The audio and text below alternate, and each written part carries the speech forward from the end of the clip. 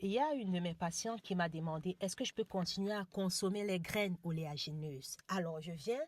Ah oui, beaucoup de personnes vont consommer les amandes, les arachides, cacahuètes, pistaches, tournesol. Est-ce que ça peut faire prendre du poids? Oui. Si tu es dans un combat de poids, de perte de poids, si tu souffres des pathologies qui te font prendre du poids, tu es en situation d'obésité, tu es en surpoids, arrête.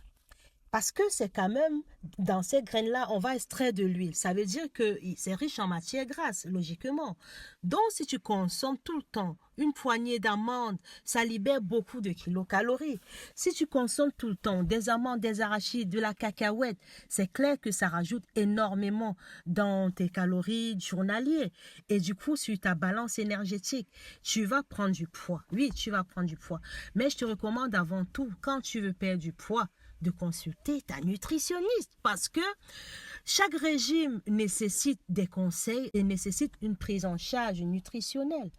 Parce que des fois, le pourquoi tu as pris du poids, c'est pas la même raison que ta voisine. Donc, des fois, tu souffres d'une maladie qui te fait prendre du poids. Et toi, tu crois que c'est juste ton apparence qui compte. Non. Donc, tu peux même avoir des compulsions comme ça, des envies de manger de l'amande, de manger, de grignoter. Parce que surtout, ces produits-là, on les utilise surtout pour grignoter. Pour ceux qui me posent la question, ils grignotent beaucoup.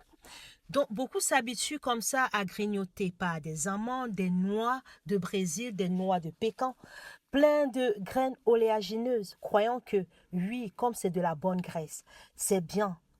C'est bien, oui, c'est bien pour la santé. Mais est-ce que c'est bien pour ton corps? Est-ce que c'est bien pour toi? Parce que ce qui serait bien pour moi aujourd'hui, c'est plus forcément ce qui est bien pour toi. Donc, c'est pas ce qui est bien pour toi parce qu'on n'est pas égal face à la santé. Ce dont je souffre, c'est pas ce dont tu souffres. Ce dont Alex souffre, Alex a du diabète, de l'hypertension, et Pierrette a le cholestérol, a l'hypothyroïdie.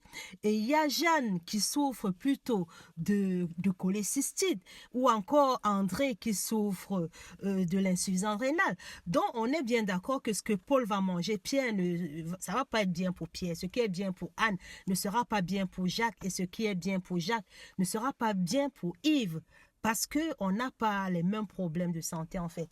On n'est pas pareil. Notre corps n'est pas pareil. Notre corps ne doit pas n'a pas les mêmes besoins nutritionnels. On n'a pas les mêmes besoins.